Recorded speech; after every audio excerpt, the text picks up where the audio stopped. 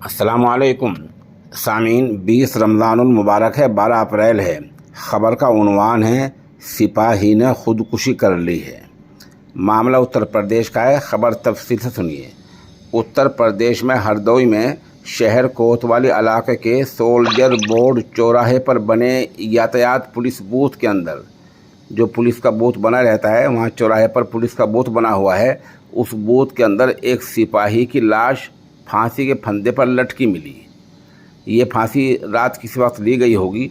सुबह बूथ खोला गया तो देखा कि सिपाही की लाश फंदे पर लटकी हुई है। लाश देखते ही खलबली मच गई। लोगों ने आला अफसरान को मुत्तला किया। आला अफसरान मौके पर पहुंचे। सिपाही की पहचान अशोक कुमार के तौर पर हुई है। ये सिपाही यहाँ ट्रैफिक पुलिस में तैनात था, जिसने खुदकुशी कर ली है। आला अफसरान के मुताबिक खुदकुशी की वजह का अभी पता नहीं चला है। मामले की जांच की जा रही है।